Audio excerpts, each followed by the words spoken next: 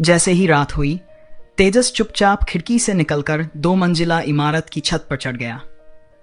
वह छत पर पैर मोड़कर बैठ गया और उसकी आंखों में एक हल्की सी रोशनी चमकने लगी। यह एक नर्म सुनहरा प्रभामंडल था, बैंगनी दानव आंखें नहीं बल्कि विवेकशील आंख। तुरंत ही उसके सामने की दुनिया बदल गई। दृश्य धुंधले और विचित्र हो गए, क्योंकि विभिन्न विशेषताओं और रंगों के तत्व उसकी दृष्टि में स्पष्ट रूप से दिखाई देने लगे। हाल ही में जब उन्होंने विवेकशील नेत्र की साधना की, तो उन्होंने महसूस किया कि इस तकनीक में निपुणता प्राप्त करने के साथ ही उनकी आध्यात्मिक शक्ति और बैंगनी दानव नेत्र भी मजबूत हो गए हैं। तेजस ने उत्सुकता से सोचा, काश मैं काली शहर तक का पूरा रास्ता देख पाता। आन्या की छवि उसके मन में उभरी और तेजस का दिल तुरंत गर्म हो गया।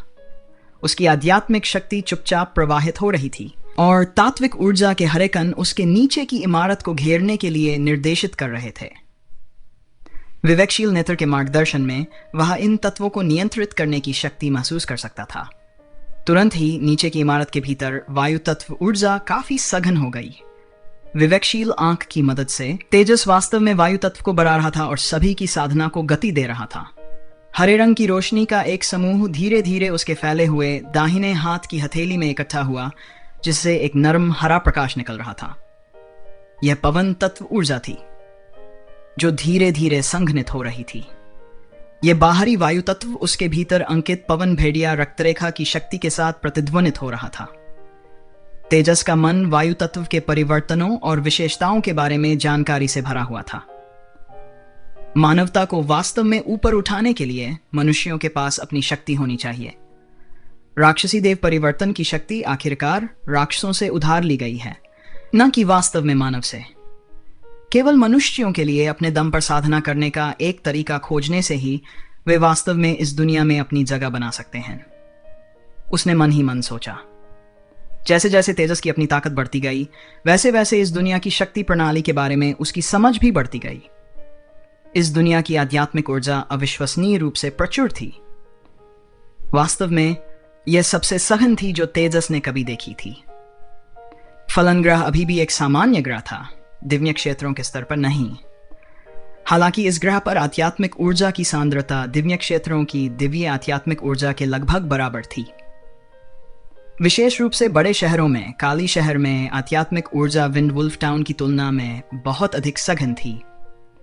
संभवतः इस तथ्य के कारण कि शहर इसे संघनित करने के लिए किसी विधि का उपयोग कर रहे थे। हालांकि इस दुनिया की आध्यात्मिक ऊर्जा अपने मुद्दों के बिना नहीं थी। एक तो यह दबंग थी। इस विमान की शक्ति अत्यंत आक्रामक थी, जो सभी बाहरी शक्तियों को रोकती थी। तेजस को रहस्यमय स्वर्ग तकनीक की अपनी साधना में एक अड़चन का सामना करना पड़ा। फिर भी इस विमान की आध्यात्मिक ऊर्जा राक्षसों के साथ बहुत संगत थी। इसी कारण विभिन्न राक्षस कुलों में आध्यात्मिक बुद्धि, स्वाभाविक रूप से मजबूत प्रतिभा और क्षमताएं थीं। इसका मतलब यह था कि इस विमान के शासक ने राक्षसों और अप्सराओं दोनों का पक्ष लिया, जिनका सामना तेजस को अभी तक करना बाकी था। इसके विपरीत मनुष्यों और कुछ अन्य जागीरदार जातियों को ऐसी कोई करुणा नहीं मिली, जिससे वे अपने दम पर साधना करने में असमर्थ हो गए। इसी कारण इस संसार में साधना करने के लिए राक्षसों या अप्सराओं के साथ जुड़ना आवश्यक हो गया। इस प्रकार राक्षसी देव परिवर्तन का उदय हुआ।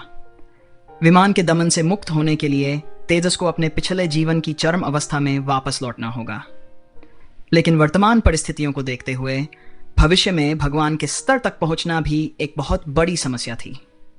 उस सफलता तक पहुंचने पर इस विमान में उसके लिए छिपने की कोई जगह नहीं होगी और निश्चित रूप से विमान के शासक द्वारा उसे खोज लिया जाएगा। उच्च स्तरों पर आगे बढ़ने की बात तो छोड़िए, वह भाग्यशाली होगा यदि ग्रह पर हर प्राणी उसका शिकार ना करे। दूसरे शब्दों में यह विमान उसके लिए दोधारी तलवार था। समृद्ध आध्यात्मिक ऊर्जा के कारण उसकी साधना की गति उसके पिछले जीवन की तुलना में कहीं अधिक थी। हालांकि बाधाओं को तोड़ना और अपने देव राजा की शक्ति को पुनः प्राप्त करना एक अत्यधिक चुनौती थी। अपने नीचे की इमारत के भीतर हवा के तत्व को धीरे धीरे बहते हुए महसूस करते हुए तेजस चुपचाप नीचे उतर गया। उसने अपने कमरे में लौटने के बजाय चुपके से विंडवुल्फ टाउन से बाहर निकलने का निर्णय लिया। जैसे ही वह जंगल में प्रवेश करता, उसने गहरी सांस ली और तुरंत गति बढ़ा दी। हरे प्रकाश में लिपटा हुआ तेजस वायु तत्व की ऊर्जा की सहायता से तेजी से आगे बढ़ने लगा, जैसे वह हरे प्रकाश की लकीर बन गया हो। विवेकशील नेत्र की शक्ति के कारण वह बड़ी फुर्ती से बड़े पेड़ों को चकमा देकर बिना धीमा किए तेजी से दौड़ता रहा। आधे घंटे तक बेतहाशा भागने के बाद वह अचानक रुक गया, जिससे पास के एक बड़े पेड़ के तने पर निशान पड़ गए। इसके बाद ही वह वापस लौटा। वह अपनी गति का परीक्षण कर रहा था। विंडवुल्फ टाउन से काली सिटी तक का सफर 3 दिन का था। उसने सोचा, अगर वह पूरी रफ्तार से दौड़े तो कितना समय लगेगा। वह आसानी से विंडवुल्फ टाउन नहीं छोड़ सकता था, क्योंकि अभी तक उसके पास जागीरदार का दर्जा भी नहीं था। हालांकि उसने लगातार अपनी गति का अभ्यास किया ताकि भविष्य में विंडवुल्फ टाउन तक तेजी से पहुंच सके, भले ही वह सिर्फ उसकी एक झलक पाने के लिए ही क्यों न पहुंचे।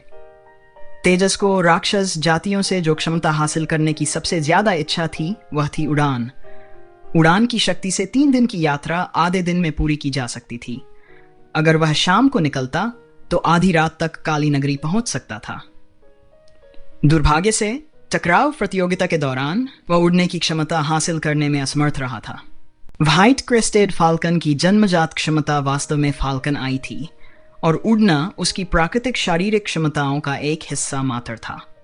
अगर तेजस व्हाइट क्रेस्टेड फाल्कन दानव के राक्षसी भगवान परिवर्तन को प्राप्त कर सकता था, तो वह उस परिवर्तन का उपयोग करके उड़ सकता था। हालांकि उसने रहस्यमय स्वर्ग तकनीक की साधना की थी, और उसके पास विंडवुल्फ रक्तरेखा भी नहीं थी। व्हाइट क्रेस्टेड फाल्कन दानव की रक्तरेखा तो दूर की बात है, इसलिए स्वाभाविक रूप से यह असंभव था। वापस आते समय तेजस ने इस मुद्दे पर विचार किया। अब उसके पास एक से ज्यादा जातियों की क्षमताएं थीं, लेकिन उसके पास राक्षसी देव परिवर्तन की क्षमता नहीं थी। अगर वह भविष्य में किसी बड़े शहर में पहुंच जाता तो यह एक जोखिम होता। अगर राक्षस जातियां उसे जागीरदारों की जांच के समय रूपांतरित होने के लिए कहें, तो वह क्या करेगा? शुरू में उसे राक्षसी भगवान के रूपांतरण में कोई खास दिलचस्पी नहीं थी। एक इंसान के तौर पर राक्षस में तब्दील होने से क्या फायदा होगा? लेकिन उड़ने के विचार और काली नगर जाकर आन्या से मिलने की संभावना ने उसे राक्षसी देव परिवर्तन को अलग नजरिए से देखने पर मजबूर कर दिया।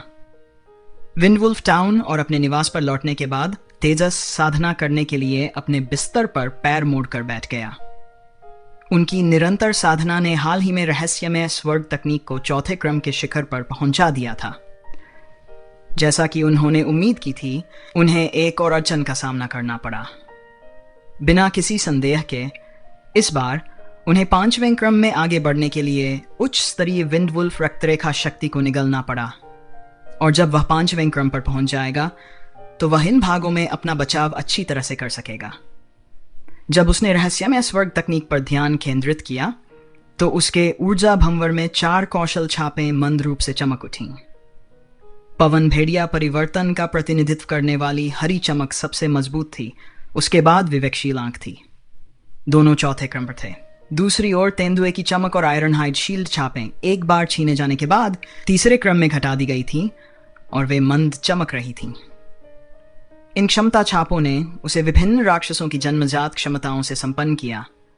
यह अनिवार्य रूप से रहस्यमय स्वर्ग तकनीक थी जो उन्हें ऊर्जा से भर देती थी, जिससे छापों को संबंधित क्षमताओं को मुक्त करने की अनुमति मिलती थी। क्या उसी तंत्र का उपयोग करना और राक्षसी भगवान परिवर्तन की नकल करना संभव था? यहां तक कि एक आंशिक रूप से भी उत्कृष्ट होगा। तेजस हाल ही में इस मुद्दे पर विचार कर रहा था, और उसने विभिन्न चीजों की कोशिश की थी, जैसे कि क्षण भर के लिए अपनी रक्तरेखा के साथ छापों को मिलाना। हालांकि विलय के बाद उसे एक समस्या का सामना करना पड़ा।